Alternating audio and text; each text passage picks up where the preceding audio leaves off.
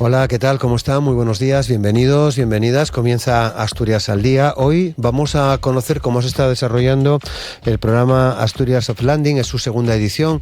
Tuvimos la suerte de conocerlos el año pasado, de conocer cómo se estaba desarrollando este programa, cómo arrancaba este programa el año pasado. Hoy los tenemos de nuevo con nosotros. Vamos a ver cómo han ido los últimos meses y sobre todo cómo está siendo esta semana para un buen puñado de gente que está participando. Para hablarnos de ello están con nosotros Cristina Fanjul, que es la directora del Centro Europeo de Empresas e Innovación del Principado de Asturias. Está Darío Méndez, que es embajador de este programa y cofundador del Tenedor. Y también está Unai Arambarri, que es fundador de una startup que se llama Niti, que es todo un ejemplo de cómo hacen las nuevas generaciones algunas cosas, en concreto el trabajo en este tipo de negocios. Nos lo contarán en cuestión de segundos, justo después de una brevísima pausa que hacemos. Asturias al Día, con Roberto Pato.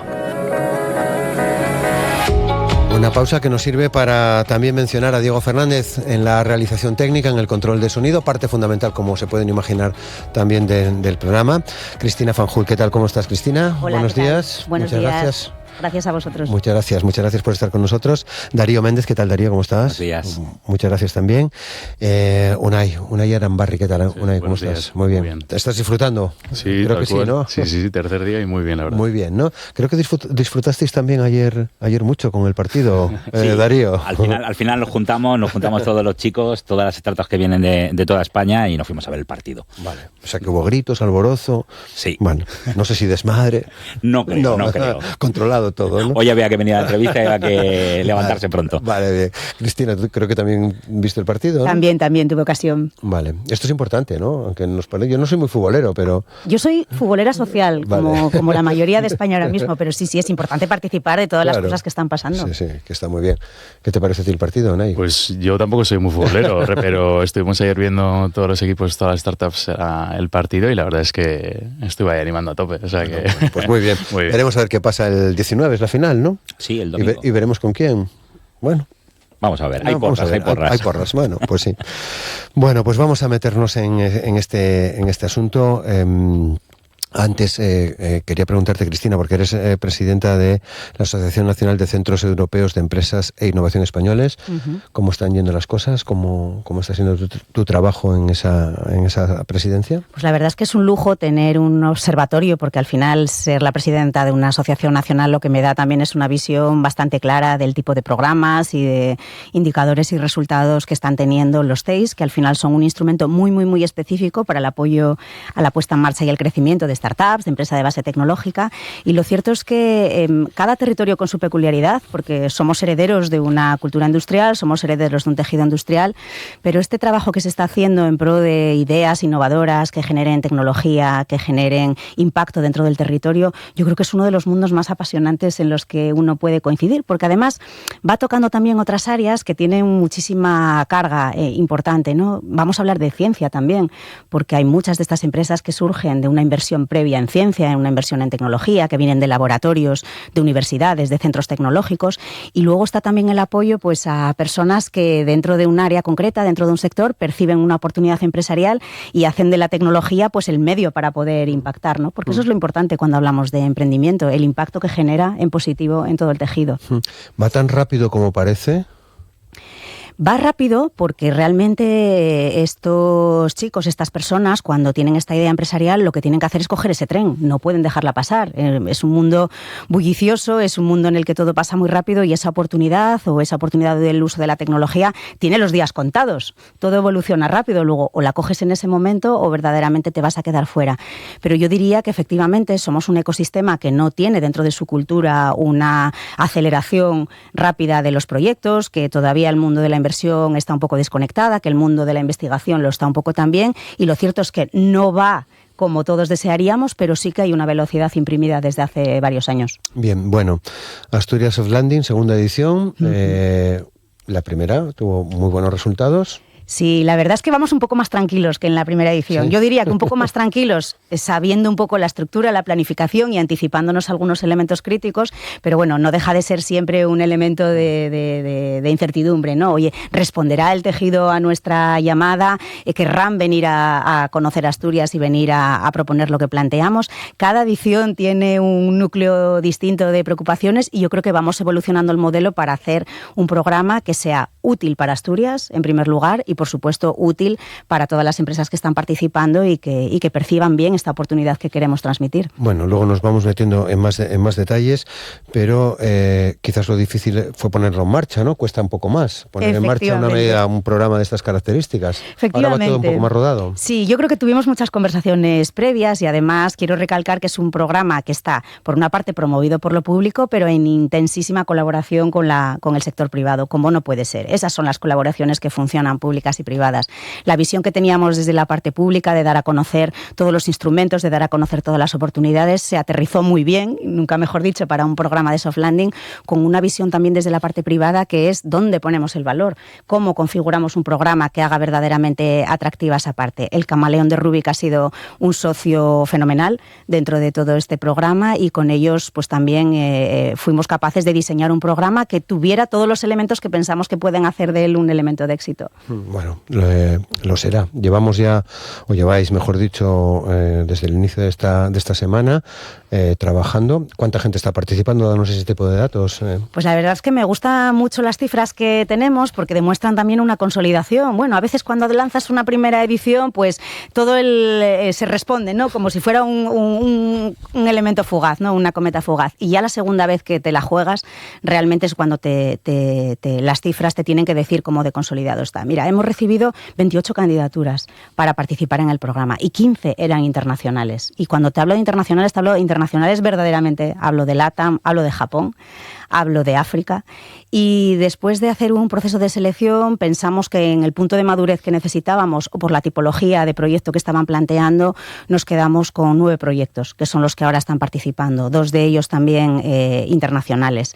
Entonces, bueno, las cifras nos dicen que en cuanto a la recepción de la oferta por parte de las startups es interesante, pero luego es importante también decir que aquí en el ecosistema estamos planteando reuniones individualizadas con corporaciones, con entidades de promoción económica, de ciencia, de tecnología, con clústeres, y más de 50 personas han respondido a ese reto. Así que estamos entre todos configurando un programa hiperconectado que yo creo que sí que va a transmitir todo lo que queremos, que Asturias es un territorio de talento y que aquí en Asturias es capaz de desarrollarse talentos en pleno crecimiento por parte de empresas. Claro que sí. Bueno, vuelvo a estar con vosotros como embajador. Que es un título importantísimo. Merecidísimo. Merecidísimo, además, Darío Méndez, ¿no? Sí, así es. Una de las patas claves de este éxito de programa. En segundo año aquí y disfrutando, ¿eh? El tercero es el... Vamos a ver qué preparamos para el tercero. Es el de la consolidación, te iba a decir. Sí, ¿no? sí, seguramente. A ver, yo me encanta que me hayan dicho que soy embajador de un programa en Asturias, porque aunque he nacido fuera de Asturias, me considero asturiano, toda mi familia es de aquí y creo que es súper importante apoyar en un ambiente o en un ecosistema en el que yo me muevo mucho, que es el del emprendimiento, pues apoyar también el territorio. Yo creo que es fundamental y por eso, pues bueno, cada vez que Cristina me llama y me dice, oye, el año que viene hacemos... Digo, venga, vamos con todo. Y creo que esta segunda edición, además, hemos subido bastante el nivel porque ha habido más candidaturas, tenemos gente igual de buena, pero incluso más internacional, o que conecta más todo ese tejido y ese ecosistema de toda España con Asturias, por los ponentes que vienen, y el nivel está muy alto. No, desde luego. Y esas cifras son en las que nos tenemos que mover en este tipo de iniciativas. Sí, tal cual. Pero tenemos una cosa importante que yo creo que es un dato que hemos visto en el primer día, en la inauguración, que es que la tasa de supervivencia de las startups en Asturias es superior al resto del país y al resto de Europa en este caso. Bueno, qué bien, ¿no, Cristina? Es un dato del que estamos especialmente orgullosos. Las empresas que llegan y que se ponen en marcha no vienen con ese halo espectacular o ese momento temporal, sino que vienen para quedarse. Vale. ¿Qué ¿qué novedades tenéis o qué novedades planteáis para este año, en esta edición que estáis planteando? Pues la verdad es que los elementos básicos del programa les hemos dado una vuelta de tuerca intentando maximizar todo el valor. Las sesiones las planteamos de una forma mucho más organizada. Ellos tienen la ocasión de sentarse con personas dentro de los agentes de Asturias, con las cuales intercambiar, en primer lugar, elementos críticos, conversaciones y debates sobre todos los elementos que van a configurar un aterrizaje en Asturias o un crecimiento desde Asturias. Hablamos de emprendedores que han desarrollado el proyecto desde Asturias, hablamos de entidades que hacen inversión desde lo público, desde lo privado, hablamos de modelos de negocio y todo eso al final configura una parte de valor añadido importante, muy importante para las empresas. Pero no tenemos que olvidar que este es un programa también de ecosistema, es un programa en el que Asturias tiene que verse reflejado, no es un programa que hacemos exclusivamente para las empresas de fuera. Entonces, encontrar esos puntos de encuentro con todo el ecosistema asturiano para nosotros era una obsesión. Y eso lo estamos consiguiendo a través de un acto, de una inauguración, en la que todo el mundo que tiene un interés en innovación y en emprendimiento puede venir a conocer los proyectos. Nosotros, después de esas sesiones grupales, también tenemos organizadas todas esas fases de encuentro, pero cualquiera que participe dentro del programa y que tenga interés en conocer en más profundidad alguna de las empresas, descubrir alguna palabra clave, algo que puede apalancar, que puede hacerla crecer, pues tenemos la opción de incluirles dentro del programa. Luego hay otro punto de encuentro muy interesante con el ecosistema y ya pensando también en una conexión mucho más informal, que es un acto que vamos a hacer el jueves por la tarde, que es el Talent Networking, y ahí lo que hacemos es un llamamiento mucho más amplio a toda Asturias para que todas las personas que esté su talento conectado de alguna manera virtual o una manera futura hacia el talento en innovación puedan venir también a conocer los proyectos y seguir todas esas conversaciones que están establecidas. Un preprograma anterior también mucho más fuerte que nos hace que las conversaciones con las empresas participantes hayan sido más intensas, conozcamos mucho mejor las aristas de sus proyectos y podamos, por ejemplo, trabajar por ellas, y lo más importante de todo es el postprograma. Es decir, cuando se termine el viernes este programa, pues se habrá terminado un hito importante que es el desarrollo del soft landing, pero me aventuro, tal y como ha pasado en la primera edición, que vamos a seguir trabajando muchos meses en seguir consolidando oportunidades que aquí se han vislumbrado, pero que luego hay que tangibilizar. Vale, porque claro, creo que hay varias iniciativas que están pensando en ubicarse, en desarrollarse en Asturias. Sí, lo cierto es que cuando hablamos ya de ubicarse y así es como funciona el ecosistema de startups, hay que pensar que las empresas, las startups cada vez son un instrumento más líquido. Es decir, pueden jugar desde la sede en la que nacieron, pues por herencia de sus promotores, por tener una determinada ubicación regional, pero pensar que una startup va a configurar el camino que tiene por delante exclusivamente desde un punto único, ahora mismo es algo ingenuo. Entonces, lo que ofrecemos desde Asturias es la posibilidad de continuar esos modelos de negocio a través del establecimiento de centros de trabajo, o hay otras que verdaderamente sí les interesa un traslado, y ahí es cuando empezamos a unir la parte económica con una parte de calidad de vida y de oferta de vida dentro de Asturias, que es cuando en ese momento empieza a brillar, ¿no? Claro, porque no solo se habla de los contenidos, de las iniciativas empresariales, de lo que se quiere desarrollar. Cuando hablamos de Asturias, Darío, lo sabes bien, aquí juega casi todo, ¿no?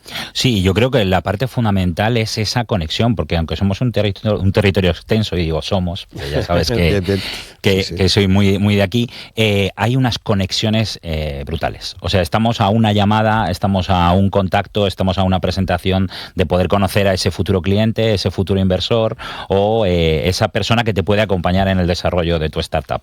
Y creo que es algo que se está demostrando mucho con el programa a todas esas compañías que vienen de fuera de Asturias y que bueno, no sabían a lo mejor lo que pasaba en este gran polo de innovación que tenemos. Claro.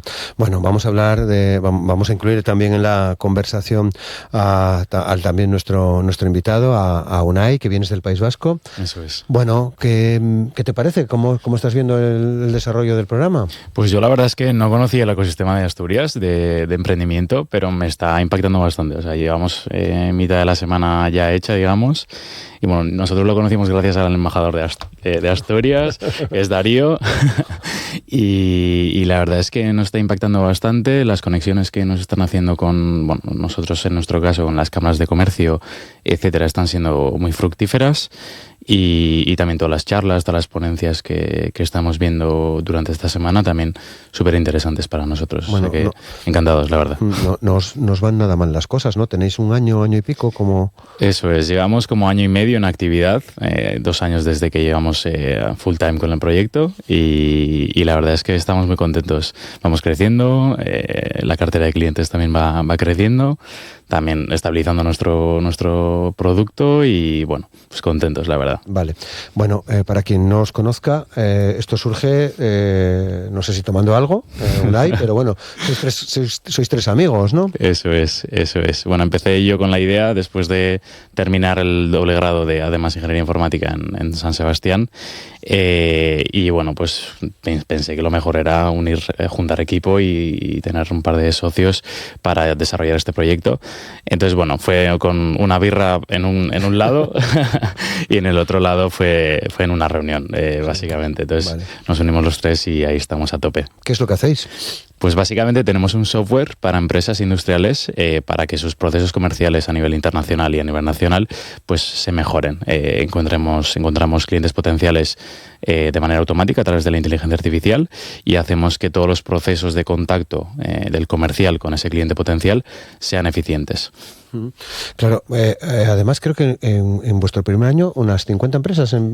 Eso es, año y medio, 50 clientes que tenemos en nuestra cartera, cada vez consolidándose aún más y bueno, empezamos en su día a atacar, digamos, a todo tipo de clientes y ahora nos estamos enfocando en el nicho de la industria, que justo en Asturias, pues bueno, pues vemos que bueno, pues este sector pues tiene bastante relevancia, ¿no? Claro, es un ejemplo tipo, Darío, el de Unai y sus amigos, el de Niti. Totalmente. Tengo el placer de conocerle de algún otro programa en algún otro lugar de España y es un ejemplo claro de estas nuevas generaciones que buscan ir ese pasito más allá. Encontrar, sobre todo, yo siempre cuando hablamos les digo, no os enamoráis de la idea, sino enamoraos del problema. Ya han encontrado un problema y cómo pueden solucionarlo, pues bueno, teniendo esa tecnología que disponemos todos hoy, pero hay que saber utilizarla. Claro, hay que saber meterse y aprovecharla, ¿no? Absolutamente, porque precisamente lo hablábamos al comienzo, es decir, manejar una cierta tecnología o tener unas nociones de cómo funciona una tecnología no te quita la más importante, que es traducir esa tecnología en una oportunidad de negocio, en una oportunidad empresarial, en hacer de esa tecnología que resuelva un problema de alguien y que lo haga de forma eficiente y también al precio que el mercado está dispuesto a pagar. Okay. Todo eso es un camino apasionante, que en una startup todo comienza por una serie de hipótesis que tienen que validar, pues esto vale para esto, y en ese camino me consta que surgen muchas iteraciones. Lo que tenías en tu cabeza inicialmente, tienes que tener la suficiente apertura mental para ir reaccionando, ir diciendo, uy, pensaba que el valor estaba aquí, y resulta que los 3 primeros clientes me han dicho, sí, eso está muy bien, pero lo que me gusta es este otro dato. Y entonces vas focalizando y vas adaptando todo ese modelo de negocio a lo que el mercado te va diciendo. O sea que no se parece, el Niti de hoy no se parece nada al de aquella conversación de hace un año y medio. Nada que ver. O sea, creo que tienes que tener una mentalidad como muy adaptable y muy autocrítica todo el rato para construir. Y nosotros, bueno, empezamos con una cosa muy concreta que era automatizar LinkedIn en ese momento, hace 2 años. Luego lo fuimos abriendo un poquito más en ese sentido, porque nosotros los 3 somos ingenieros y entonces dijimos, venga, vamos a hacer una locura en la innovación, ¿no? Entonces creamos vamos a innovar. creamos algo muy similar a lo que es Anthropic Cloud Cowork, como, bueno, tiene ahora uno de los modelos más grandes de IA y, bueno, de ahí fuimos enfocando hasta este nicho. Bueno, sí. ¿Qué destacarías de lo que haces? ¿Dónde crees que está vuestra fuerza? Nuestra fuerza creo que, bueno, empezó siendo nuestro conocimiento tecnológico, que los 3 fundadores somos ingenieros informáticos y después yo empecé también en la parte de research como un programa doctoral en la universidad para investigar sobre la IA. Entonces, bueno, esa parte de conocimiento creo que era bastante diferencial. Sin embargo, lo que hemos ido viendo es que no es tan importante lo que es la tecnología o la diferencia competitiva en la parte de tecnología, sino que lo que decíamos, ¿no? El problema que resuelves al cliente. Te puedes crear una solución tecnológica que es brillante, que es innovadora, pero que si en el mercado no le resuelve el problema a nadie, pues no sirve de nada, ¿no? Entonces yo te diría que el problema que resolvemos con la solución que tenemos, pues es la diferencia que tenemos. Es la clave, ¿no, Cristina? Total. Totalmente. Hazte la idea que efectivamente el mercado y todos nosotros vamos a reaccionar a todo lo que estén proponiendo. Entonces, todo este tipo de programas que logran esta conexión con ese tejido, que te ponen cara a cara con lo que sería un cliente tuyo, un cliente potencial, que conoce tu solución, que dices que mi punto de dolor en mi proceso no está ahí donde tú estás pensando, está precisamente en este otro dato, en esta otra eficiencia, o a veces también el hecho de que provengan de mundos absolutamente academizados, como por ejemplo pues laboratorios, de grupos de investigación, aunque tengan un cierto contacto con el tejido, no lo tienen tan intenso como para saber por dónde se anticipa. Y luego hay que estar muy pendientes que la tecnología es un mundo que evoluciona muy rápido. Entonces, desde que tuviste la idea hasta que comenzaste la ejecución, pudo haber un cambio por el medio, especialmente en todas estas nuevas tecnologías que llegan, la IA, la utilización, la sensibilidad incluso de la propia sociedad frente a tu proyecto. Lo más importante, yo creo, y además todo el bloque europeo, porque diría que no es un problema de Asturias, ni siquiera de España, es europeo, está reaccionando ante la idea de que tenemos que apoyar todas estas jóvenes empresas porque también de ellas va a depender nuestra soberanía tecnológica. En un mundo cada vez más globalizado, con cada vez más persistencia de la tecnología en nuestras vidas, tanto las personales como las profesionales, el hecho de que no existan conglomerados suficientemente fuertes europeos que estén influenciando ese impacto hace que estemos en manos de otros bloques y en manos de otros decisores, en manos de otros soberanos tecnológicos. Entonces, es muy importante pensar que de todo este núcleo que se está diversificando, que está intentando encontrar nuevas maneras de hacer las cosas y de impactar, va a venir el futuro probablemente, y no solamente nos jugamos empleo, nos jugamos calidad de vida y nos jugamos impacto en este mundo globalizado. Es así, Unai, lo estás viendo cada día, ¿no? Así es. O sea, al final nosotros siempre intentamos dar esa solución al mercado, ¿no? A ese cliente, impactar en su día a día y hacer que su día a día sea mejor. Entonces, bueno, todo tipo de soluciones de IA es lo que intentan, ¿no? Realmente, pero esa soberanía que comentaba Carmen es muy importante porque al final, pues, Estados Unidos y países muy relevantes en el ámbito de la IA, pues, están cogiendo estamos cogiendo nosotros también mucha dependencia hacia ellos, ¿no? Entonces, que creemos soluciones propias dentro del país, creo que es importante para que podamos construir un tejido tecnológico de software. ¿Y realmente es posible? ¿Estamos en esa línea, en términos generales? Yo creo que vamos en buena línea, sí. Yo creo que vamos en buena línea en ese sentido. Yo creo que hay cada vez más financiación también por parte de entidades para crear este tipo de soluciones y para que este tejido tenga más relevancia en ese sentido. Entonces, creo que sí.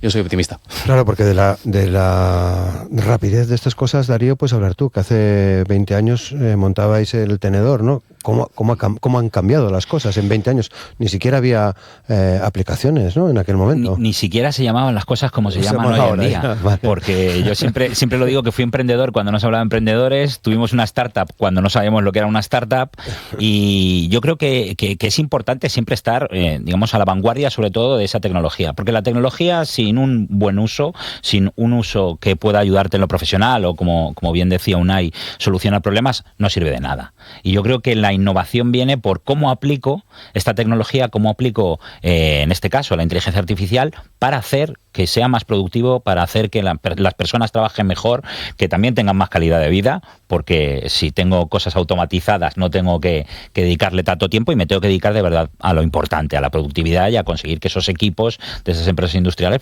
pues vendan mejor. Desde luego. Algo que sabíais en el CEI, también, no recuerdo cuando comenzabais, pero pues hace más de 30 años. Hace más de 30 años. Me iba a quedar aquí un poco corto.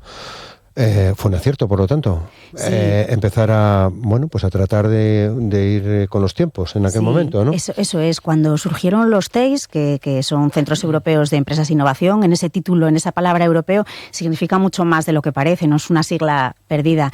Fueron instrumentos que pues la Unión Europea, viendo toda la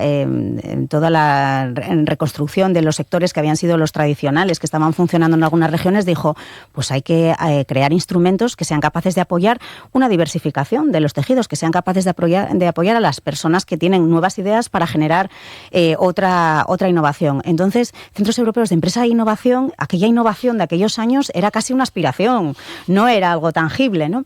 Y muchos CEIs fuimos evolucionando al calor de las necesidades y la evolución de nuestro territorio. Nosotros también fuimos especializando todo el trabajo en modelos de negocio que son innovadores, que tienen peculiaridades distintas respecto a lo que había sido hasta entonces el emprendimiento tradicional, con una obsesión que es al final la obsesión de procurar que ese emprendimiento sea capaz de generar ese impacto en positivo en la sociedad. Por supuesto, en el plano de desarrollo económico, en el plano de desarrollo empresarial, pero con una serie de vertientes afectando también a la ciencia, afectando también al empleo altamente cualificado y a la calidad de vida. ¿Son distintos los modelos de negocio que hay ahora? Efectivamente, hay una diferencia fundamental que es la rapidez en la que todo evoluciona. Y esas tecnologías a día de hoy permiten resultados mucho más inmediatos o mucho más rápidos. Por eso hablábamos de aquella oportunidad que es como un tren que pasa y si no lo coges a veces no vuelve a pasar otro.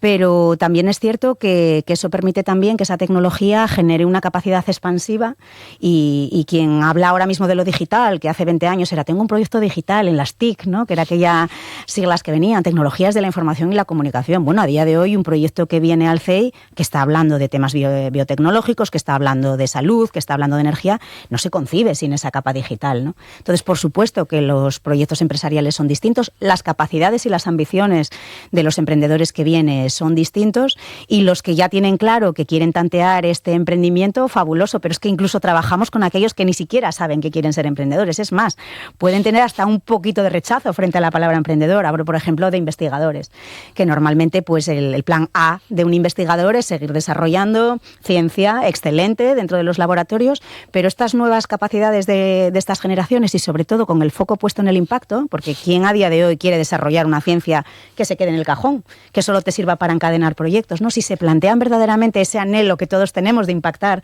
en la sociedad y de impactar en positivo, se tienen que plantear el emprendimiento, porque a día de hoy es una de las soluciones más rápidas para que la ciencia llegue al mercado. Así que sí, es un trabajo apasionante y nada tiene que ver el CEI de hace 30 años con el CEI de ahora, ¿no? Con el CEI que es ahora. Claro. Bueno, ¿qué necesitáis? ¿Qué necesita un equipo como el que tú estás, Unai? Pues yo creo que lo que más interesante está siendo en los últimos meses y lo que nos ha permitido seguir creciendo es ampliar lazos, lo primero, y creo que eso en Asturias lo estamos viendo que está pudiendo ser interesante para nosotros y bueno, seguir financiándonos primero a través de clientes, que es importante, que se habla mucho de rondas de inversión y tal, pero al final lo más importante es que factures, que la empresa sea sostenible a largo plazo, ¿no? Y bueno, pues que haya ese apoyo institucional que bueno, pues para que construyamos este tejido empresarial más soberano dentro de nuestro país y que nuestras empresas también se beneficien de ello, ¿no? Que al final es lo que buscamos, que tengan impacto pues todas estas soluciones que estamos creando nosotros y bueno, en nuestro caso es para que sean más competitivas nuestras propias empresas. Entonces, bueno, si nosotros vamos creciendo, hacemos que nuestras empresas también sean más competitivas, bueno, pues todos ganamos, ¿no? Leía unas declaraciones tuyas, Unai, hace poco, que decía que para emprender, la resiliencia es la clave. Esa es la verdadera clave. Tal cual, no, así es. Al final es una montaña rusa. A veces estás muy arriba, en donde, bueno, pues de repente cierras un cliente grande, una empresa que bueno, pues te va a sostener bastante, que puedes contratar más gente, etcétera. De repente llegas a un momento que es abajo, de repente dices, ostras, ¿dónde me he metido? No tengo esa estabilidad que podría tener en otro trabajo, etcétera. de repente igual también tu familia te dice, ostras, es que te podrías estar en otro lado trabajando, etcétera, que bueno, pues al final son otras generaciones también que quizás pues no entienden esto de las startups, de que bueno, los primeros años hay que aguantar, ¿no? Un poquito más, pero sí, la resiliencia es la clave. Es la clave. Es la clave, y yo creo que no hay un gen emprendedor. Hay un modo de vida. Sí. Yo creo que a veces entras sin saberlo y al final, ¿qué definimos como un emprendedor? Todo aquel que desarrolla un proyecto en el que pone todos sus recursos de tiempo, de vida, de dinero para cambiar algo. Y yo creo que eso es súper importante, y que las nuevas generaciones, la gente mucho más joven, porque yo ya me considero bastante mayor, pues de verdad quiera hacer esto. Y tenemos la suerte de contar además en el programa con diferentes compañías de diferentes lugares que ves claramente eso. Ayer cuando estábamos viendo el partido todos juntos, los veías y decías, madre mía. Esto nos llena de energía, yo creo, que venga gente y que quiera cambiar cosas, y que se van a equivocar y se la van a pegar y van a pasar malos momentos, pero bueno, si podemos de alguna manera a conectar con ellos y ayudarles a decir, oye, mira, vete por aquí, que aquí nos hemos equivocado muchos y estos son los aprendizajes, yo creo que es importante. Vale, bueno, base tecnológica, entiendo, para estos 9 proyectos seleccionados y los 2 internacionales, pero de distintos sectores.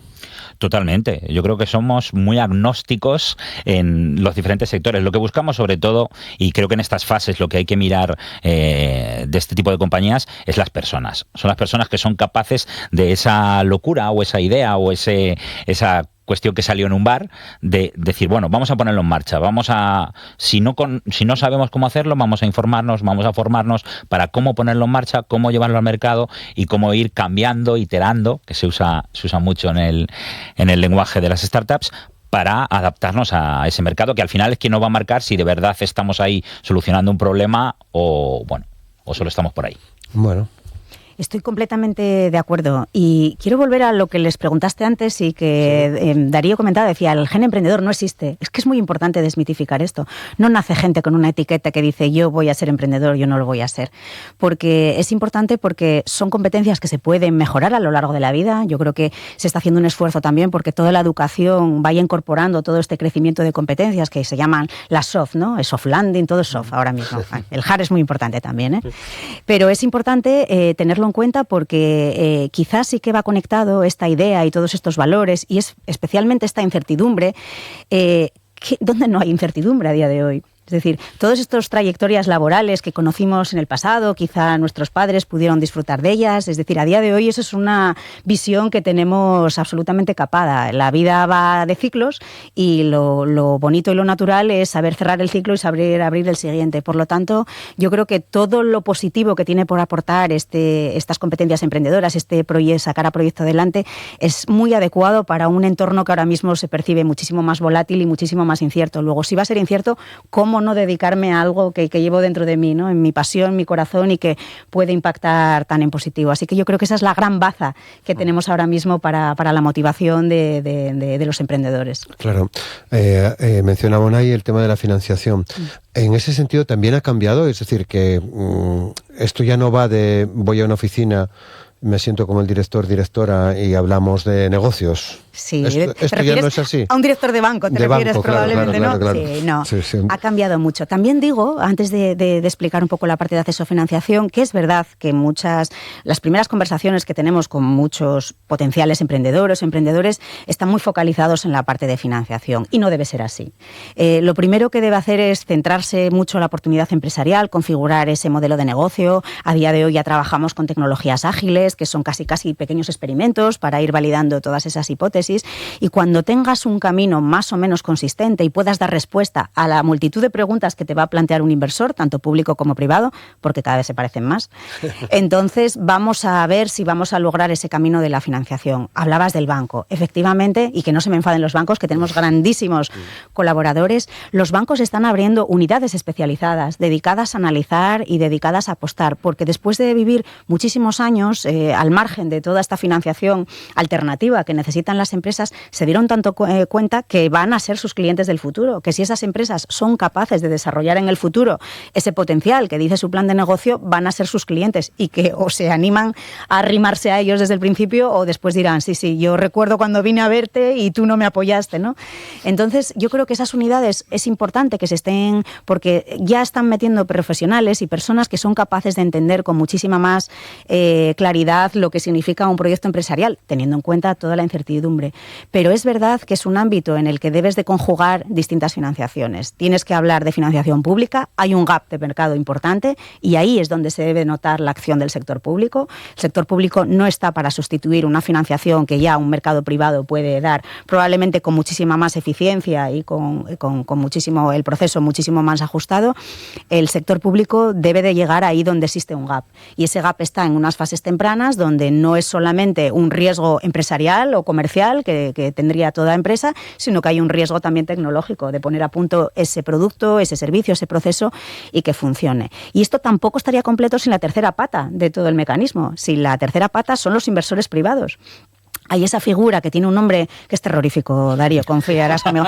Business Angel, o sea, no hay ángeles, y si los hay, no están hay algún siempre, demonio que otro, están en el territorio, efectivamente. Hay que mirar eso de que las palabras importan, ¿eh? Importan muchísimo. Pues estos inversores privados son capaces de acercarse, normalmente por razones de cercanía. No todos están desde un punto de vista profesional o lo hacen como una manera de vida, aunque cada vez están más profesionalizados.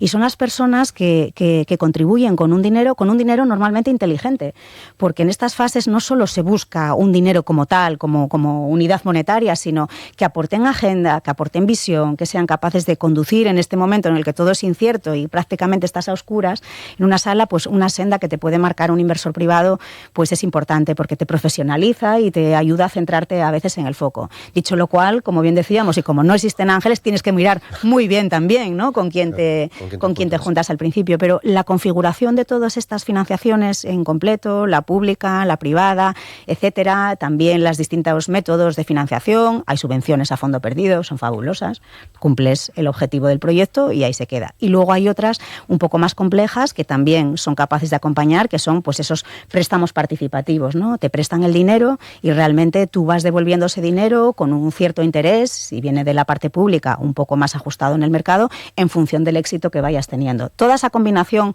complejísima, porque yo os admiro, estamos afortunadamente ventanillas como el CEI dedicadas a hacerles entender y a hacerles encontrar un camino en financiación, pero es un sistema complejo que ojalá funcionara con un poquito más de agilidad, porque ese tren no va a esperar eternamente en la estación, ¿no?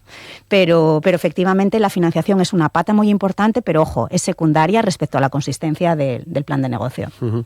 Dices que sí. No, es que así es. En nuestro caso también ha sido la unión de las financiaciones, ¿no? Hemos tenido inversores privados que entraron y confiaron en nosotros, en el equipo, como decía Darío, que es bastante importante en las fases tempranas. También familiares, amigos también que entraron al capital e invirtieron dinero pues en las fases muy tempranas y eso nos permitió también tener una primera caja pues para empezar a contratar, que por cierto, nuestra primera contratación fue una persona de Gijón, aunque nosotros seamos de Donosti, pues él estudió Ingeniería de Software aquí, en la Universidad de Oviedo, y nada, todavía sigue con nosotros y muy encantado, la verdad. Marcos, te mando un saludo. Bueno. Financiación de esos inversores, esos ángeles yo creo o que, demonios. No, depende. Es como todo. Como bien decía Cristina, hay una parte que es más profesionalizada y entonces mira mucho esto y hay otra parte, no sé, yo llevo 10 años más o menos invirtiendo como... ¿Ha cambiado la figura del inversor privado? Totalmente. Porque ahora quien tiene de verdad la sartén por el mango son los emprendedores. Yo siempre se lo digo. O sea, son ellos los que tienen que elegir quiénes les van a acompañar. Porque son los que les van a aportar algo más que esa pequeña financiación, porque no estamos hablando de cantidades muy grandes como pudieses ir a buscar, pero por eso hay que buscar, como bien decía también Cristina, esa financiación inteligente o esos inversores inteligentes que te den un pasito más allá. Y yo llevo 10 años haciéndolo, siempre digo que soy el peor business angel, el peor inversor del mundo, porque invierto poco y no me implico tanto como me gustaría. Pero he cumplido una cosa, que es que he invertido en la primera startup asturiana. O sea, la primera de estos últimos 10 años ha sido ahora, y estoy intentando meterme un poco más en un proyecto aquí.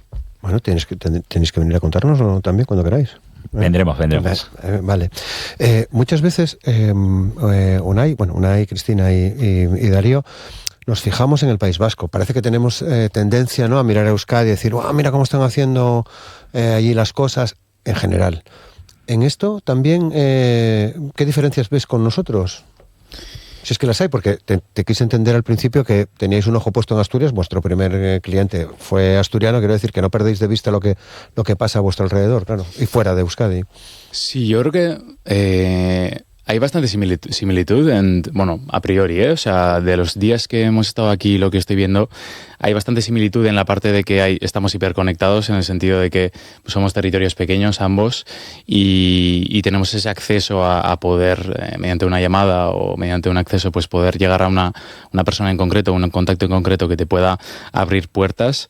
Pero te diría que País Vasco quizás está como algo entre medias entre Madrid y Asturias. Es como, no está tan hiperconectado quizás como Asturias, ¿no? Quizás Asturias lo estoy viendo como algo más pequeño en el sentido pues territorial, y eso pues tiene sus ventajas, te permite estar, lo que digo, a un telefonazo, a un contacto mínimo, pues en el contacto que tú necesitas en ese momento pues para seguir creciendo, ¿no? Entonces, muy, muy interesante en esa parte. Sí, yo conozco bien la estructura de apoyo de cada uno de los territorios por ese papel que me preguntabas. Como presidenta de la Asociación Nacional tengo una relación excelente con mis compañeros de los 4 CEIs que hay, BICs, se llaman allí, que están en el País Vasco, y evidentemente hay similitudes y hay diferencias. Las similitudes es que, pues es una zona norte, evidentemente con una tradición también industrial importante, y al final, somos herederos de los territorios, ¿no? Llegamos en un momento de la historia, pero somos herederos de esa cultura y de esa tradición. Entonces, en ese sentido hay ciertas similitudes. ¿Dónde están las diferencias? Bueno, pues la verdad es que hay que poner encima de la mesa que no todos los territorios tenemos las mismas capacidades, ni siquiera la misma gestión de la financiación, ¿no? Y yo veo que allí, efectivamente, la posición que tiene el País Vasco privilegiada también, que la situación le otorga una capacidad económica muy importante. Lo mismo que decía para la financiación de los proyectos empresariales, no todo en la promoción económica es disponer de dinero, sino que hay que saber dónde se apoya, dónde se mete ese dinero y dónde puede provocar mayor rentabilidad. Pero efectivamente, y digamos también que la configuración tributaria de ese territorio pues hace que tenga unas ventajas que a día de hoy para nosotros no son factibles. Dicho lo cual, competimos realmente en un ecosistema que ni siquiera tiene importancia lo territorial, porque estos son, señores, necesidades muchísimo más globales. Ninguna empresa va a sobrevivir pensando en el mercado del País Vasco o en el mercado de Asturias, por lo cual todas estas competencias en regiones debemos de verlas muchísimo más ampliamente y configurar foros, y lo importante es que la noción también de España, y ahora que estamos todos muy unidos por este sentimiento español, seamos capaces de visibilizarnos como un foco de innovación, como un foco de talento, y poner todo el ecosistema y todos los agentes a funcionar. Dejan de ser tan importantes las especialidades locales. Yo creo que hay que conectarlos todos. Igual que estamos intentando conectar territorios más pequeños con, digamos, las grandes ciudades, los grandes polos de innovación o de emprendimiento, pues todos esos pequeños tienen que conectarse entre sí. Yo creo que eso sería importante. ¿Por qué no un corredor del norte de emprendedores? Desde País Vasco hasta Galicia. Bueno, pues yo creo que es algo que poco a poco los territorios se tienen que dar cuenta de que juntos somos más fuertes, y esa transferencia de talento, de conocimiento y que todos colaboremos. Yo tengo la suerte de colaborar con diferentes regiones. Me gustan más las regiones pequeñas porque al final es donde creo que hay más impacto, pero ¿por qué no? ¿Por qué no poder hacer algo así? Vale. Sí, lo entiendo perfectamente, ¿no? Estaría muy bien, además. Totalmente. Al final la cooperación es algo fundamental. Cuando somos unas regiones pequeñas hemos hablado mucho de la ventaja que significa esta hiperconexión, pero es la responsabilidad de todos los agentes que estamos en el territorio el lograr los puentes por los cuales estos proyectos circulen.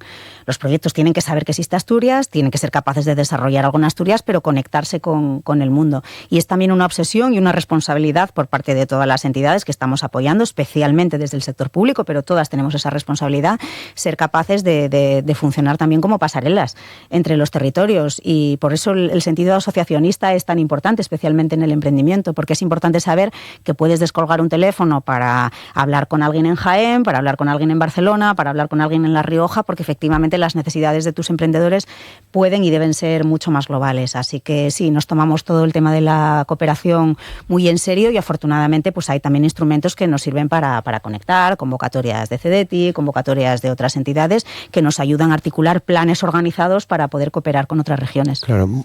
En Asturias tenemos ya muchos años, lo decías antes, más de 30, desde que se construyó se constituyó el CEI, que vuelvo a la buena idea que fue. Fue una manera de anticiparse. Fue una manera de anticiparse y yo creo que yo no estaba presente en ese momento, pero yo creo que se cogía también, como a veces se cogen las muy buenas ideas, pero que son un poco disruptivas, con un poco de distancia, a ver qué pasa, ¿no? A ver si esto es capaz de consolidarse. Yo realmente en el mundo del emprendimiento estoy muy orgullosa de pilotar ahora mismo en esta etapa un CEI que obviamente bebe de una tradición de emprendimiento. Aquí en el emprendimiento no funcionan las estrellas fugaces. Está muy bien crear un programa que de repente se abre paso dentro de la escena y etcétera, genera todos los focos, la atención de los emprendedores, de las startups, pero aquí lo que vale, señores, es la consistencia y ser capaces de configurar equipos que entiendan estos proyectos, que sean capaces de dominar todos esos tentáculos a los que tienen que agarrarse, y eso es una cuestión de tiempo. Entonces, en esa pervivencia entre la tradición y la evolución que hemos tenido, porque insisto en que este CEI no se parece en nada al que se pudo crear en el 1994, pues realmente está también un esfuerzo de pervivencia y obviamente esto no lo podríamos conseguir sin el apoyo, en este caso, del gobierno, del sector público. Nosotros tenemos la suerte de estar en una consejería, que es la Consejería de Ciencia, a día de hoy coge ciencia, coge industria, tener una persona a la cabeza que es muy sensible a los temas de emprendimiento. Bueno, empezó así, ¿no? Como una startup, el consejero Borja, ¿no? Te diría que lo he tenido como cliente antes de tenerlo como jefe, ¿no? Eso... Y como invitado en el programa para hablarnos precisamente de estos temas. Efectivamente, pero eso ha creado también una sensibilidad, manejando esos perfiles de investigador, de emprendedor, etcétera, ha creado también una sensibilidad hacia un fenómeno que debemos de apoyar, porque, señores, nos estamos jugando el futuro de nuestras nuevas generaciones. Estamos siempre pensando en formar a la gente, en tenerla, pero a veces el mercado laboral no es suficiente para realmente absorber estos perfiles tan sumamente especializados, ni siquiera a veces las apetencias de desarrollo de proyectos propios de estos emprendedores. Entonces, esa sensibilidad, ese apoyo continuado a que el CEI pueda ir desarrollando y la libertad que nos dan, porque nosotros planteamos una idea, pues hablaba del programa de soft landing, ¿no? Oye, nos gustaría darle una idea a esto del soft landing. Venga, y nos dan esa libertad también de equivocarnos. Yo he de decir que muchos de los programas, unos han funcionado mejor y otros peor, pero llevamos la innovación en nuestro nombre y no es algo que prediquemos hacia afuera, ¿no? Nos gusta probar, nos gusta ver qué es lo que tiene impacto y a partir de ahí vamos configurando otros programas, pero así funciona. Así da gusto. Así da gusto. Pues sí, yo creo que es muy importante que haya esa mente abierta, sobre todo en la parte pública, y luego lo que comentábamos al principio, y la colaboración con la parte privada.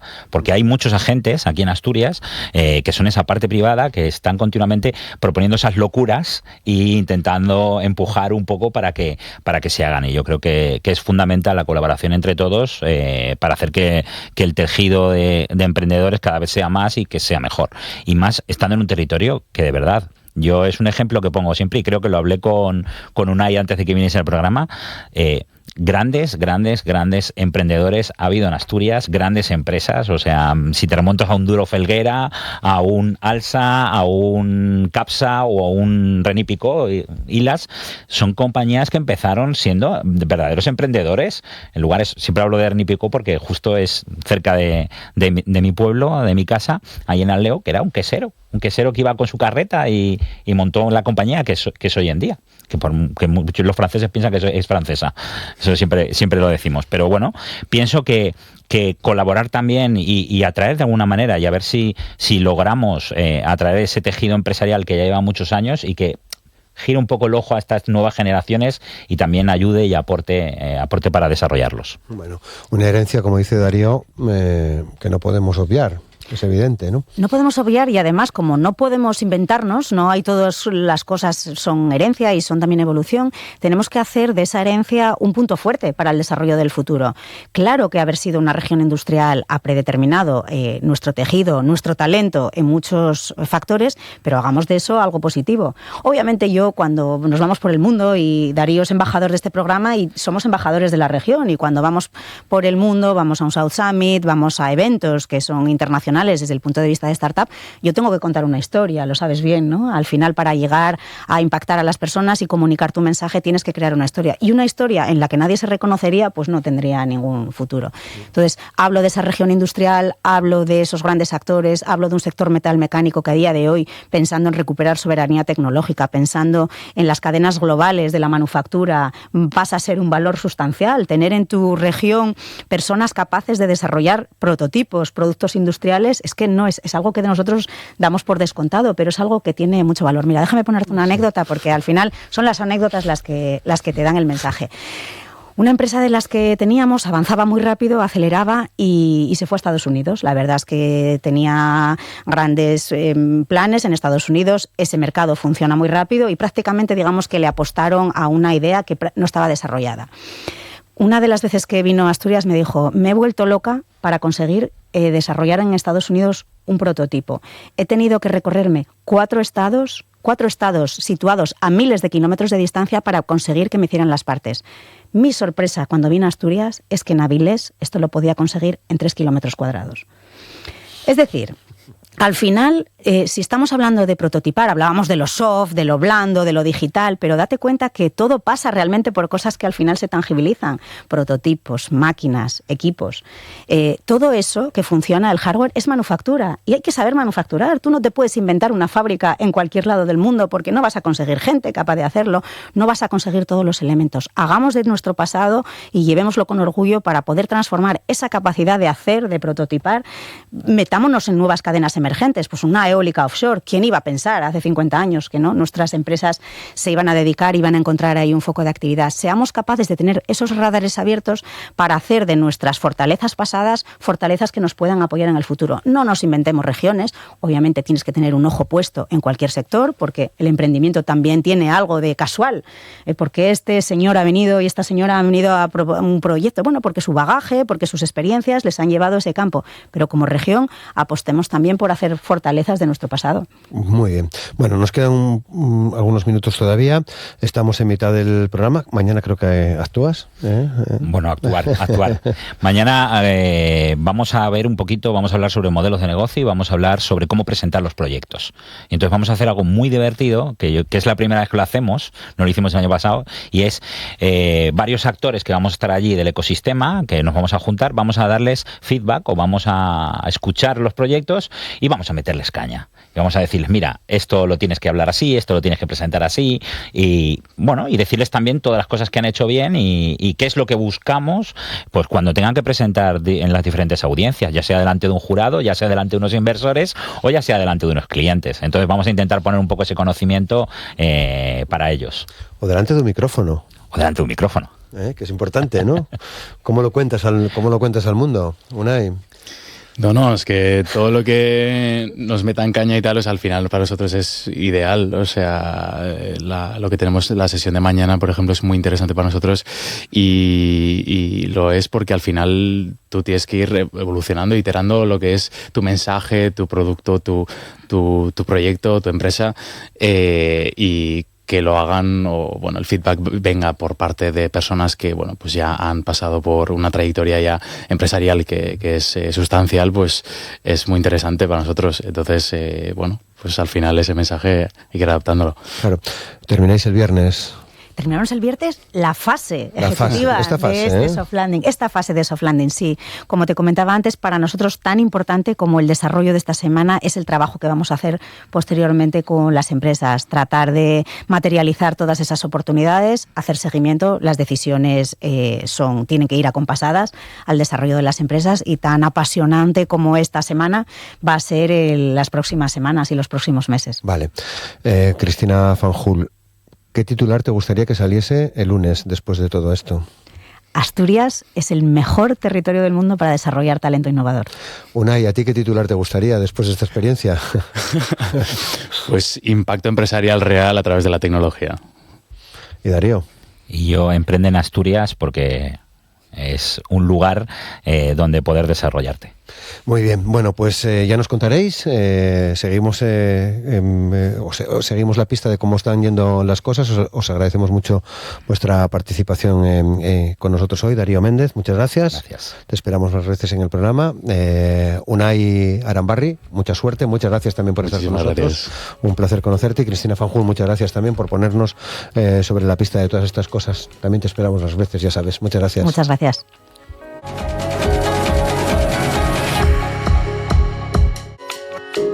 Hoy en la entrevista de Asturias al Día vamos a compartir espacio de conversación con Ernesto Díaz y con Silvia Cosío. Forman parte del Fondo para la Protección del Lobo Ibérico.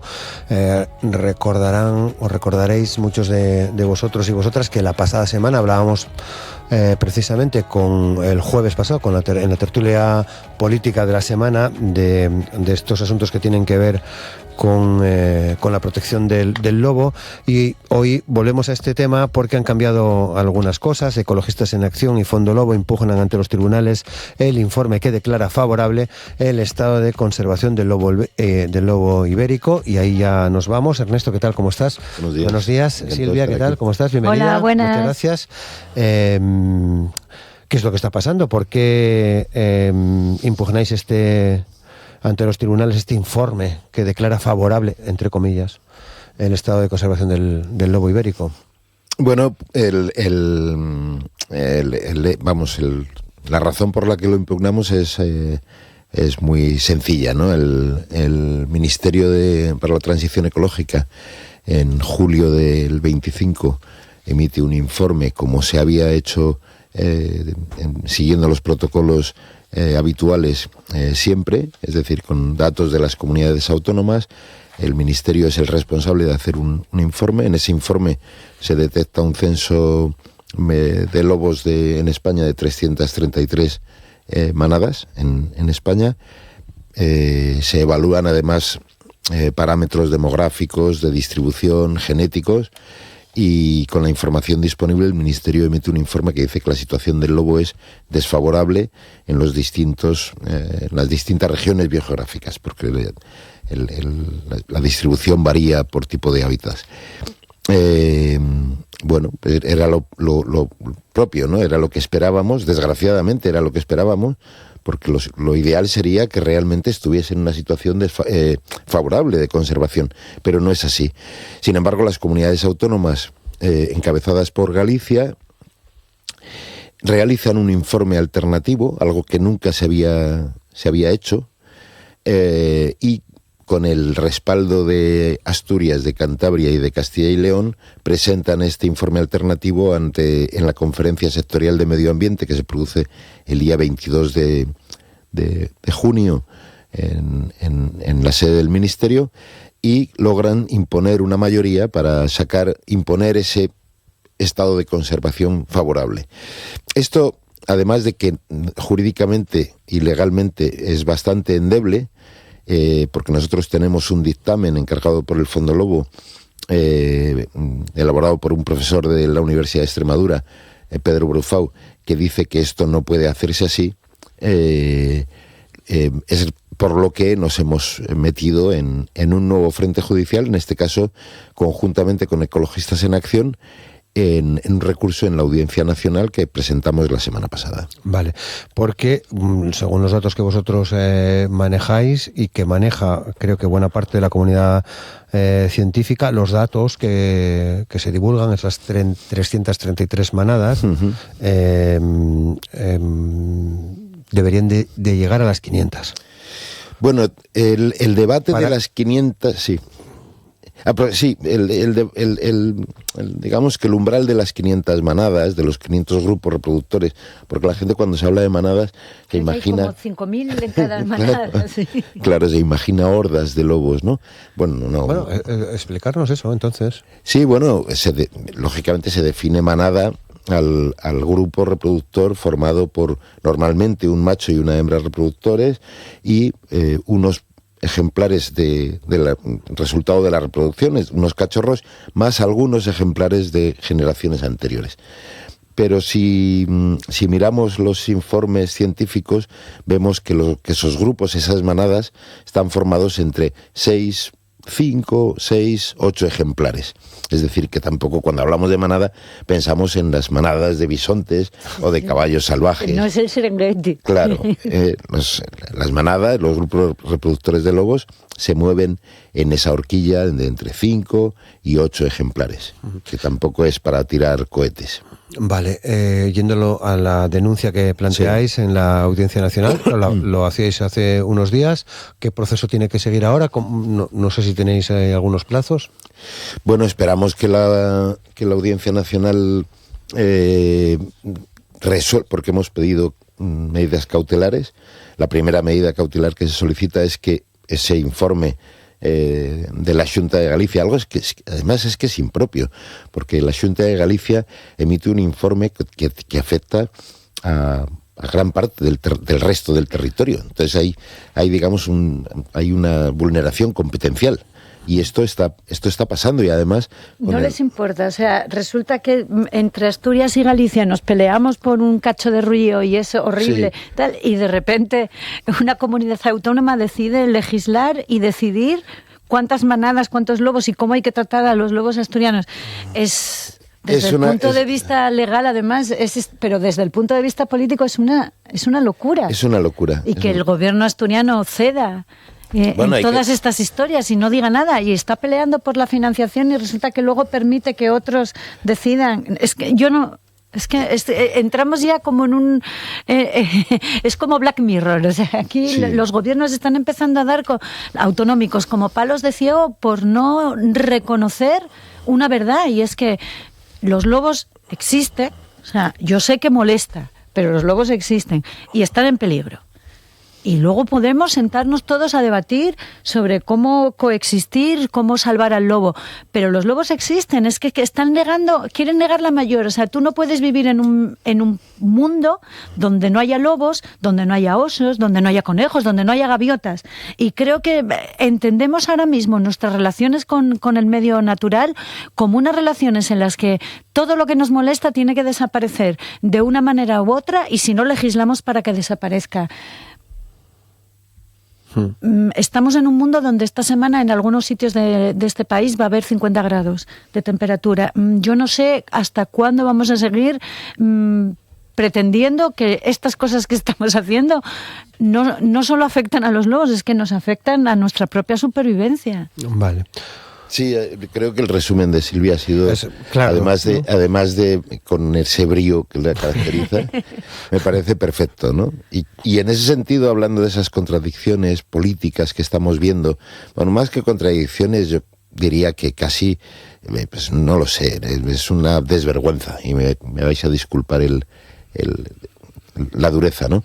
Pero es que hay que recordar que en esa conferencia sectorial de la que hablábamos del día 22, donde se aprueba ese informe de la Xunta de Galicia, el consejero asturiano votó lo mismo que el consejero de Vox recientemente elegido en Castilla y León, un señor que viene del ala más radical de los sindicatos agroganaderos, en este caso un señor de Asaja, que es consejero de Vox en Castilla y León.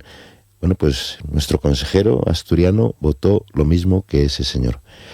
Me parece que se están sobrepasando límites y fronteras, también como se están sobrepasando umbrales climáticos, como decía Silvia. Vale. ¿Qué está pasando en Galicia y qué nos estamos perdiendo? Porque por una parte, creo que no veis, y corrígeme si me equivoco, creo que por una parte estáis viendo qué política del lobo o qué relación tiene Galicia con la especie. Creo que nos parece muy mal en algunos casos. Y por otra parte, el otro día conocíamos, hace tiempo ya, no mucho, que el Tribunal Superior de Justicia de Galicia plantea una cuestión de inconstitucionalidad contra la ley que desprotegió al lobo a instancias de Ecologistas en Acción de Galicia y también vuestra. Sí. ¿Qué está pasando en Galicia que no estamos enterando? Lo que está pasando en Galicia, por un lado, es que el Tribunal Superior de Justicia de Galicia está siendo el alto tribunal a nivel autonómico que está dictando autos con más sensatez de todos, porque tanto Cantabria como Asturias, los pronunciamientos del TSJ han sido lamentables. Hasta que no les ha quedado más remedio. Hasta que no les ha quedado más remedio. Pero Galicia, el TSJ de Galicia, sí que dictó medidas cautelares ya el año pasado, que fue lo que se consiguió paralizar la caza de lobo en Galicia. En ese proceso, con la paralización cautelar aquella, nuestro equipo jurídico nos planteó introducir una novedad a la hora de presentar las conclusiones de ese caso, que era solicitar una cuestión de constitucionalidad, dado que lo que se estaba recurriendo estaba vinculado a una ley de ámbito estatal. Bueno, nos pareció original y como estamos aquí con bastante descaro simplemente por intentar conservar a los lobos, les dijimos que para adelante y salió. Entonces, por un lado tenemos al ámbito judicial gallego, digamos, al hablar del TSJ, en una posición que es muy interesante, muy bonita, porque es la única con la que nos están salvando un poco los muebles, y por el otro el ámbito político, que es coincidente con Asturias, con Cantabria y con Castilla y León, en el que lamentablemente es una posición de negacionismo científico lo que están haciendo. Sí, pero además, claro, yo lo entiendo. O sea, ayer hubo una sentencia, otra más, y yo creo que si cuando decimos que viene el Tribunal Superior de Justicia de Galicia porque nos da la razón, ¿no? Parece que estamos entrando en la guerra de jueces y a utilizar la ley como se está haciendo por razones políticas, y no es así. Es decir, digamos que en Asturias y en Cantabria los jueces lo que quisieron fue lavarse las manos, o sea, no entrar en las cuestiones de derecho de fondo, de constitucionalidad, de legalidad, etcétera, y en Galicia sí. Lo cual está bien porque el Tribunal Supremo español dictó que lo que se está haciendo con el lobo no es legal. Por tanto, y ahí fue cuando en Asturias y en Cantabria también tuvieron que acatar el no cazar lobos. Diga lo que diga el consejero ahora, haga lo que haga el consejero ahora, no pueden cazar lobos. Es decir, él podrá hacer todos los cambios que quiera, pero no se puede. O sea, no se puede porque hay una sentencia del Tribunal Supremo por el momento. Dicho esto, a mí creo que tenemos que mirar más allá de las cuestiones judiciales, porque las cuestiones judiciales son una cosa, pero las cuestiones políticas es lo que a mí personalmente me interesa, no por el politiqueo, sino porque la política es el trabajar en común, el trabajar por el bien de todo el mundo. Entonces, tenemos dos visiones del medio natural, de nuestra relación con el medio natural, pero también del mundo. Es decir, tenemos una visión que es la que están teniendo Vox y a la que se está agarrando el PP también por esta obsesión de ganar el voto ultra, y tenemos una visión que yo creo que además que es la mayoritaria de la sociedad española con respecto a la necesidad de convivir con el medio natural, respetar el medio natural. Y tenemos un ministerio que, dentro de todas las críticas que se le pueden hacer, tiene una posición sensata y yo creo que bastante sensible con el sostenimiento y con la convivencia entre el medio natural y los seres humanos, el desarrollo económico y el desarrollo natural. Esto es una guerra cultural y es una guerra política, y por eso a mí me molesta tanto la posición del gobierno asturiano, porque el gobierno asturiano está tomando la misma posición que la extrema derecha, y yo no lo entiendo. Porque me parece que en esta guerra política está siendo completamente no está siendo leal al gobierno central, que es el gobierno, que es su propio partido político. Está siendo desleal al ministerio, está siendo desleal al presidente y a las políticas que se están marcando desde el ministerio y desde el gobierno y sus socios, que son los mismos socios que tiene aquí. y por otro lado está entrando en una espiral de lo que se llama agrotrumpismo o populismo o extrema derecha, que no le va a beneficiar. Piensen lo que piensen, les va a perjudicar electoralmente. Sí, pero más allá de que les beneficie o no, Silvia, o sea, es una cuestión de ética. Pero éticamente a mí me parece una posición muy claro, criticable, porque ni siquiera están en esto como puede estar, por ejemplo, mucha gente del PP y Vox, que son cazadores, que quieren que ven el medio natural como una forma de explotación económica y no lo ven más allá de eso, es decir, es el beneficio de unos pocos. Pero es que creo que en el gobierno asturiano solo están haciendo esto con un cálculo electoral. ¿No tenéis contacto con el gobierno en Asturias? No, de manera oficial no. De manera oficial. ¿Les gustaría? Sí, claro. Sí, claro. Sí, yo creo que esta me parece muy oportuno, ¿no?, hablar de esto. En los últimos meses hemos visto a Marcelino Marcos reunirse con los sindicatos ganaderos varias veces para hablar del lobo, ¿no?, del problema del lobo que dicen ellos, ¿no? Incluso con situaciones tan graves como un representante de uno de los sindicatos en la misma sede de la consejería hizo unas manifestaciones amenazando a los grupos conservacionistas y ecologistas. Esto es gravísimo, que en un edificio del gobierno este señor haga unas declaraciones. Están por ahí, además. Hablo de Pachón, no me escondo. Pachón, el secretario de UCA, creo, ¿no? ¿Por qué no nos llama Marcelino Marcos a los grupos que estamos trabajando con el lobo? Tenemos mucho que decir, pero no solamente tenemos mucho que decir en sentido de decir no se pueden matar lobos, que él es lo que por supuesto vamos a decir, es que yo creo que tenemos que hablar de medidas preventivas y tenemos que hablar de sensibilización y de educación, porque el lobo genera un conflicto.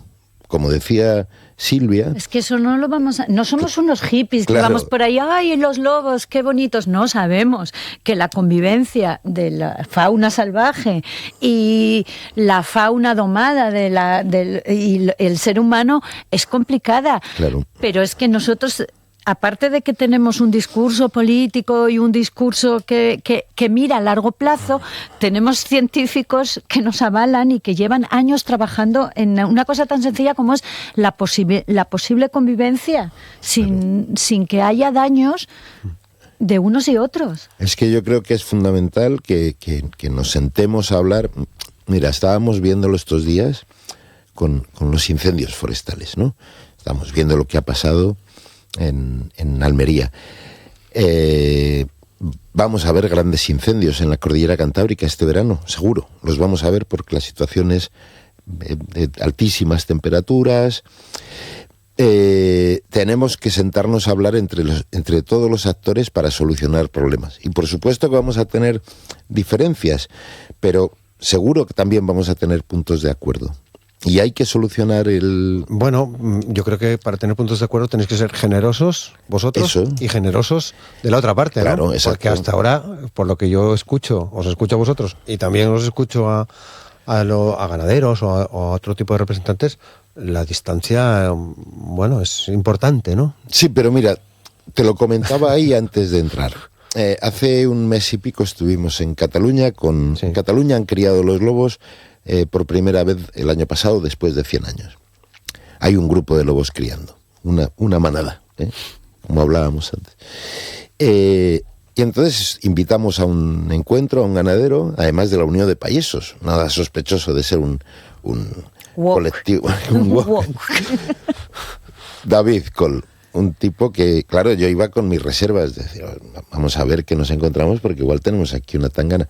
Bueno, pues David vino, estuvimos hablando con enormes diferencias, pero también con muchísimos encuentros. Entonces David me decía, mira Ernesto, muy gracioso, Ernesto, yo vivía mejor sin lobos.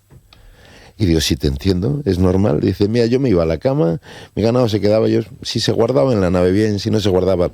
Pero yo ahora llevo 6 meses aprendiendo de manejo de perros, de manejo de cierres perimetrales, de collares de seguimiento y tal. Y le dije, pero es que esto es lo que tienes que hacer. Y nosotros ahí podemos incluso ayudar. Y de hecho vamos a seguir trabajando con David. Vamos con David y con más gente.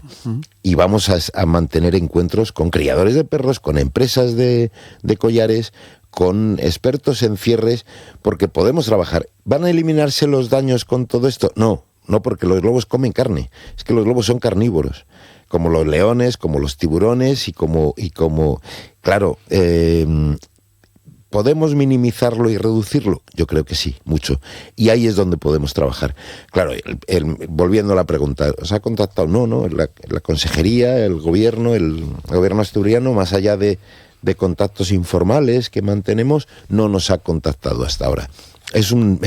Creo que es momento de hacerlo, ¿eh? Creo que, porque además el Principado acaba de aprobar un plan de gestión.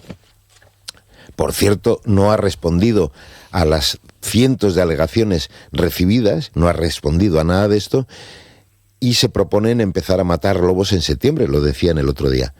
No van a poder hacerlo porque legalmente no pueden hacerlo. Y además van a haber más noticias próximamente que van a insistir en ello. Cuanto antes nos pongamos a trabajar, mucho mejor. Pero no queremos... A ver, es que a veces... O sea, no estamos aquí amenazando, porque a veces no van a poder, no, es que no van a poder. O sea, tú no puedes... El gobierno del Principado de Asturias, exactamente igual que yo, no puede violar la ley. Y si la viola, hay unas consecuencias. Esto no es una amenaza, es así, es tal cual. Pero sí. Es que además, lo que estamos proponiendo, vuelvo a decir, no son, por lo menos Ernesto no, yo igual soy más hippie que él y ahora vivo con perros, gatos, niños y de todo. Ya tengo mi utopía infantil, gatuna, perruna.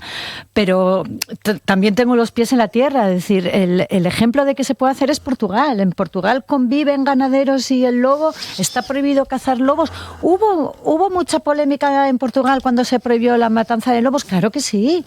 Igual que cuando se prohíbe en algún sitio que se acaben las corridas de toros. Cuando se prohibió tirar a las cabras de los campanarios, en la mayoría de los pueblos pensaron que se iban a quedar sin fiestas y que no lo iban a volver a pasar bien nunca más. Es decir, ahora mismo propones tirar una cabra a un campanario y los mismos pueblos donde protestaron te denuncian. Es decir, la gente cambia, las mentalidades cambian. El concepto que tenemos de relación con el medio natural y con los animales, afortunadamente también ha cambiado. Y tenemos que adaptarnos a ello. Es decir, no estamos pidiendo, no, oye, que se coman todas las vacas. Nunca nos oirás a nadie que defendamos al lobo, ni siquiera hacemos de menos ni el daño económico, ni el daño moral y hasta sentimental que puede tener un ganadero si un lobo le come una abeja y una vaca. Es decir, ¿cómo no lo vamos a entender? Mira, yo esto lo decía hace poco, también además hablando con un ganadero, es que vosotros los ecologistas os da lo mismo, ¿no? No. Vamos a ver, yo tengo un perro, mi perro se llama Lolo, ¿no? Y es un pastor alemán, ya muy viejín, pero yo cuando iba con él al monte, ahora ya no le llevo, pero cuando iba con él al monte alguna vez pensé, cuidado Ernesto, porque este es un perro además muy bravo, si salen los lobos te lo van a limpiar. A mí si me hubiesen matado los lobos a Lolo, me hubiese llevado un enorme disgusto, aunque el Principado de Asturias me hubiese pagado 3.000 euros, por decirte algo. Me da igual, eso no se compensa. Y eso hay que entenderlo. Es verdad que es diferente una vaca de una mascota, entendemos que las relaciones, los vínculos son pero también yo entiendo que hay ganaderos que mantienen con sus animales un vínculo muy directo y estoy seguro de ello. Además, claro, sí. Es que hay que entenderlo. Entonces esto no vale. A mí no nos veréis nunca en el ala de esas voces que dicen los ganaduros y tal. No. Nosotros hemos venido aquí a trabajar. Y a negociar. Y a negociar y a hablar. Porque la política es eso, llegar a acuerdos, llegar a hablar, decir y ponerse también en el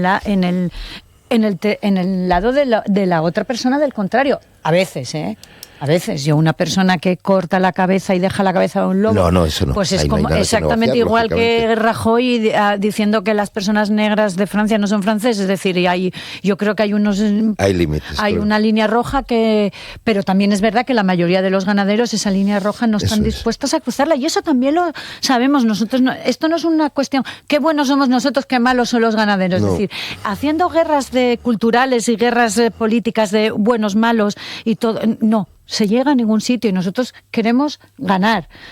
Y queremos ganar, es decir, queremos que haya lobos y que haya ganadería. Eso Yo no sé es para qué me has traído, Roberto, porque hoy tenía que haber venido Silvia. Ya me estoy dando cuentas. Hola. Perdón. Es que lleva además me ha dicho tempranísimo, ya levantada, no me extraña. Bueno, es que mi perro tenía que bajar a jugar con unas gaviotas y mi gatina recién adoptada tenía hambre. O sea, llevo desde las 5 de la mañana. Resumiendo, pendientes de lo que ocurra en los tribunales. Sí. Y en otra vía, entiendo que aprovechando esa experiencia que habéis tenido en Cataluña, la posibilidad de desarrollarla aquí o en otros territorios. Sí, de hecho no lo hemos anunciado todavía, pero en septiembre vamos a iniciar ya unas primeras reuniones con ganaderos del norte de León, de Bavia, de Omaña, con ganaderos trashumantes, los que vienen con las ovejas merinas desde Extremadura. Vamos a traer a ganaderos catalanes y a ganaderos aragoneses para empezar a trabajar, porque uno de los problemas es en esos territorios donde el lobo lleva viviendo siempre, como es Asturias o como es León, tenemos un conflicto, ¿no?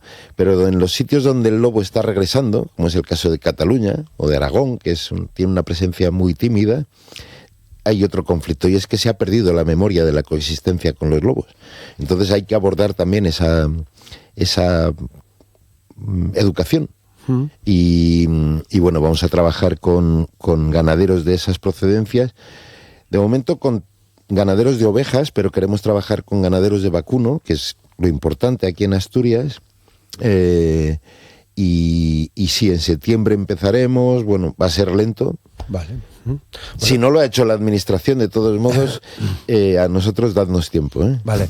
No, pensaba, venís en septiembre y vemos qué vais a hacer Venimos con lobos. Bueno, bueno, estoy pensando que vengáis con ganaderos también, a ver si es posible. Pues eso bueno, sería, venimos con todo. A mí eso me encantaría. A nosotros nos Roberto. encantaría, ¿eh? Bueno, hoy lo tenemos que dejar aquí. En cualquier caso, muchas gracias por ponernos al día sobre el trabajo que estáis haciendo en el Fondo para la Protección del Lobo Ibérico. Ernesto Díaz, muchas gracias. Gracias. Y Silvia Cosío, muchas gracias. Cuidadín con el calor. Sí.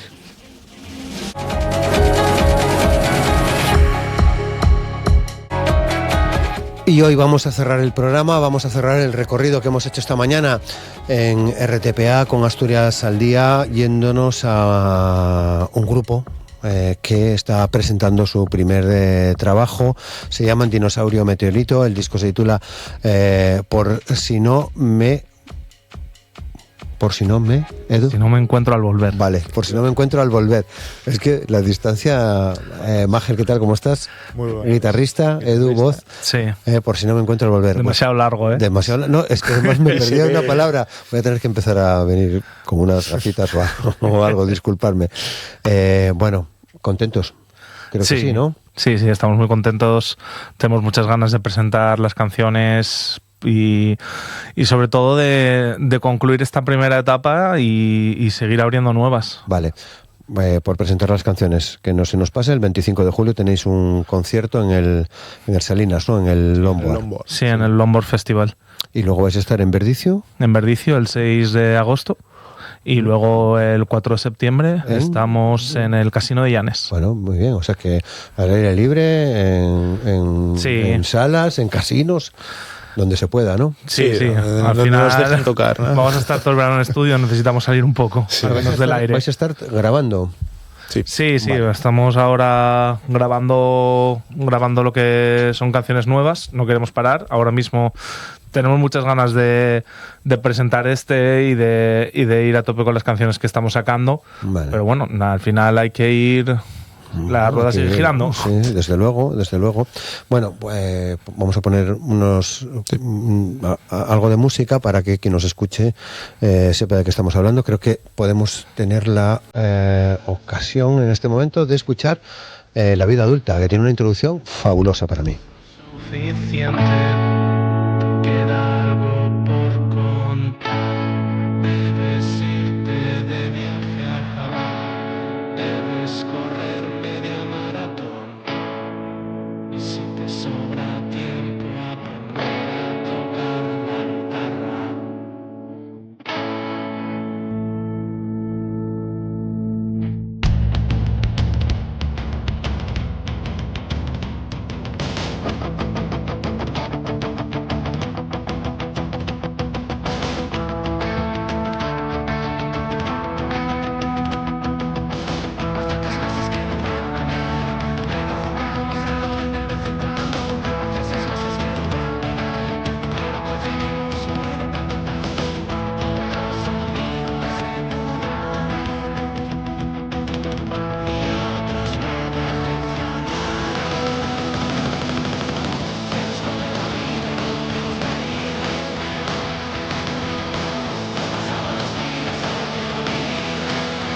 Bueno, pues así suena la vida adulta, la versión que tienen en Dinosaurio Meteorito de esto de ser adulto.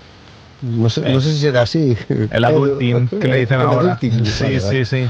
Bueno. Es un poco la transición, ¿no? De ser jóvenes a llegar a esa mediana edad y no tener mucho tiempo para quedar con tus amigos, verlos cada 5 meses. Cosas de crecer, la verdad. Bueno. No se pasa tan mal, ¿eh? Pero no, bueno, ya oye, ya mejora, lo veréis, ¿no? Sí, mejora. Depende en qué, mejora. No todo es malo. Hay que acostumbrarse. Hay que acostumbrarse, exactamente.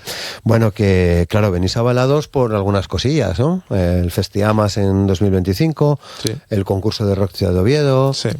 Bueno, es una buena carta de presentación, ¿no? Sí, la verdad que es una cosa que nosotros como banda, cuando empezamos y tal, íbamos... ¿sabes? Manteniendo un perfil bajo de acabamos de empezar, queremos darnos a conocer. ¿Qué hacemos? Nos metemos a concursos y poco a poco pues fuimos abriéndonos paso, no sabemos muy bien cómo, pero tocando y haciendo buenas canciones. Sí, claro, ¿no? Sí, tocando mucho. Sí, tocando mucho, sí. Este verano de hecho es un poco relax, pero vamos, hay que meter ahí el pistón y tocar donde se pueda y donde nos quieran, sí, y va a estar guay. Que va a ser en muchos sitios, ya me imagino, porque la verdad que entra muy bien las canciones. Son muy directas. A mí me parece, ¿no? Sí. Muy buenas letras, muy buenas. Buena vibra. Creo que lo hacéis muy bien. Joder, pues muchas gracias. No sé, no os vi en directo, pero me parece que la cosa gana en directo, ¿no? Dicen, para mí específicamente, sonamos muy bien en estudio.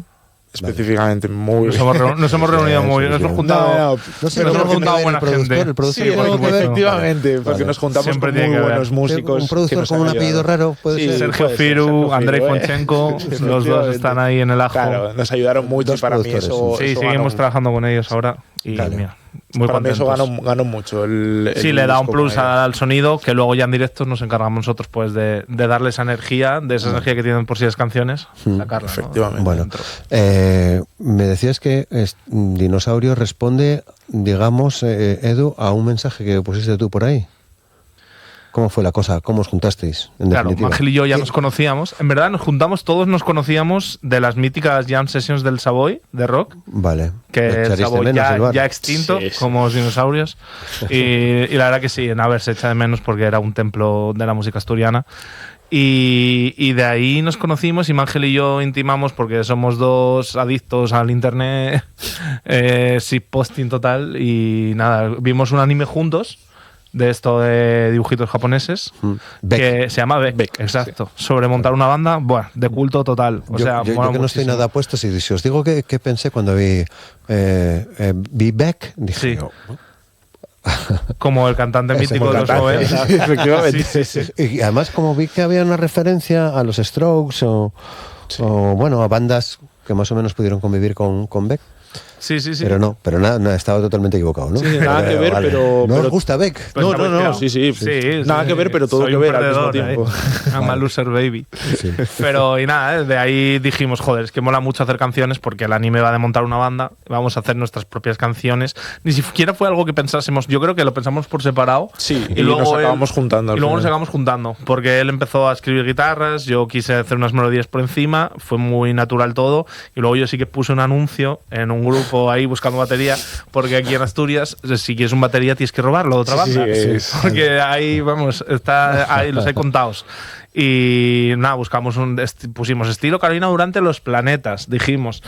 Justo voy a decir que justo nos comentó Roberto que él nos dijo que si le sonábamos algo que no sabía qué decir bien, pero cantando, porque ya lo pensé, lo pensé la primera vez que os escuché, pero ayer y hoy fundamentalmente cuando venís los grupos el mismo día le pego otro repaso a las canciones, hoy cuando elegí qué poner, con La vida adulta me hiciste pensar en Jota. En Jota, sí. Tu forma de cantar, no sé. A mí me gustan muchos planetas. Vale, cuando me contaste esto, dije, bueno, pues entonces...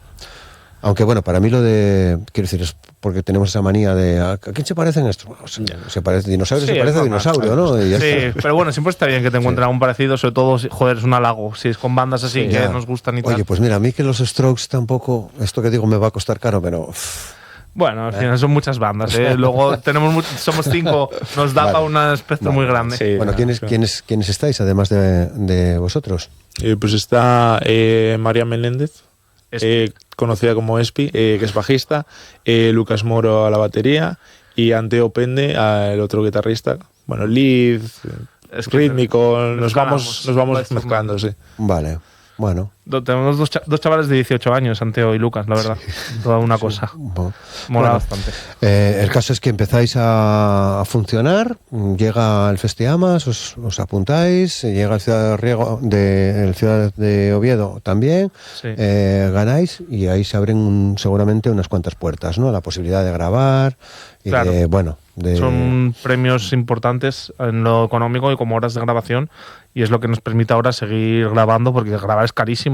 Si quieres una buena calidad y no tienes unos medios propios, joder, es una pasta. Entonces, al final con eso nos podemos autofinanciar un poco y seguir haciendo temas, que es lo que queremos todas las bandas al final. Claro. Poder seguir grabando y sacando temas. Y además, a mí el estudio personalmente me mola un montón. A mí no. A mí no, porque, bueno, soy más libre. Tengo más libertad a la hora de tocar la guitarra en directo, a la hora de componer, pero sí que en el estudio sí que logras poner solidez a lo que estás haciendo y hay que ponerle muchas horas, cuesta, si no estás acostumbrado, bueno. Y hay que aprender un montón de cosas. Sí, hay que aprender. Sí, vamos muy verdes a veces, pero bueno. Bueno, no fuisteis a un mal estudio, ¿no? A grabar. No, fuimos a muy en OVNI, ¿no? A OVNI, sí, eso fue una experiencia bucólica casi. Sí. Vale, que estáis ahora, se puede decir así, en un subidón casi permanente, ¿eh? Con un dinosaurio. Sí, intentamos estar en la cresta de la ola. Sí, ahí no hay que bajarse. No. Bueno, y estáis trabajando porque, es un EP, en realidad son 5 canciones, 6 canciones. Sí, es un EP largo. Para ser un EP, vale. Sí. Me gustó mucho como esto que decís, los dinosaurios se extinguen, pero los CDs no, o algo así, ¿no? Lo vi. Sí. Eso fue una idea de Enrique, tengo que decir. Vale. Que hay muy buen ojo. Sí, los dinosaurios se extinguieron, pero los CDs, también se extinguieron. Pero están ahí, no se sabe. Esto de la industria. Pero ahora, va y vuelve todo, ¿eh? Ahora sí, que estáis camino de la vida adulta, todo lo que se va vuelve, ¿eh? O sea, volvieron los vinilos y los CDs. Están volviendo. Los 2000 pegan fuerte, pues gracias a Dios. Y sí, al final la nostalgia tú es lo que tiene. Es una gran industria. Sí. Bien. Bueno, que estáis a gusto con cómo os están saliendo las cosas. Ya habéis hecho unos cuantos conciertos, los que anunciábamos ahora. Quiero decir que bien, ¿no? Sí. Sí, estamos a gusto y sobre todo con ganas de ir a más. Vale. Luego tocáis muchos palos, ¿no? Porque vamos a escuchar Ponte las pilas, Diego.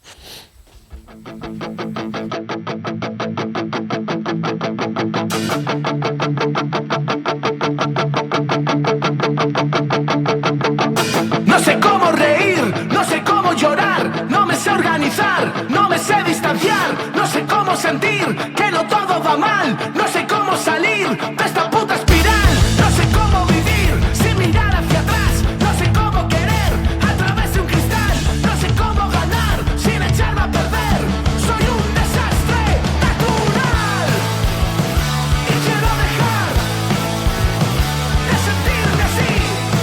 Solo quiero respirar. A veces lo pienso y me doy cuenta de que todo me va bien y que tiendo a exagerar. Cuando me sonríes sé que lo mejor aún está. Ponte las pilas, un auténtico cañonazo, como dice alguno de esos locutores locos que hay en otras radios, en Radio 3 en este caso, pero un auténtico cañonazo. Expresión que a mí me encanta, por cierto. ¿No? Creo que fue además tu primera o segunda canción. Sí, fue la primera o segunda canción. Yo diría que fue la primera que hice, pero la segunda en pasarla a Edu. Y le tengo mucho cariño por eso, la verdad. Y muchos miembros dicen que no es de sus favoritas, la verdad, pero yo le tengo un cariño especial. Bueno, a mí me gusta, ¿eh? Yo, como siempre digo, cortita y al pie. Sí, 2 minutitos. Ya sabes aquello de duro y a la cabeza. Sí, que también tal cual. Pero sí, al final es un tema muy directo que habla sobre pues por ejemplo hay otras canciones que, como Viaje al centro de mí mismo, que hablan de estar más metido dentro de uno, y luego... Introspectivas. Y luego Ponte las pilas es como, sí, pero espabila. Vale. Sí, que mañana hay que trabajar y pasado también. Y venga. Y en Ponte las pilas que hay que entrar otra vez en la rueda del sistema. Vale. Es lo que hay. Entiendo que lo que estáis haciendo ahora, porque me decíais que ya estáis entrando o a punto de entrar en estudio para grabar nuevos temas, que lo nuevo va en esta onda que tenéis. Yo diría que el sonido... o ya vais cambiando, ya vais buscando... Sí, yo diría que hemos madurado bastante a la hora de componer, a la hora de hacer canciones. Las letras también me parece que ahora son mucho más... Es mucho más nosotros, ¿no? Porque esto sí que la verdad que me suena que es... sí que intentas externalizar tus pensamientos, pero las de ahora me parecen, no sé, que son muchísimo más personales. Yo creo que soy más directo todavía. A ver si va a ser que vas a ser más adulto. Sí, a ver, sí, joder, si no, malo.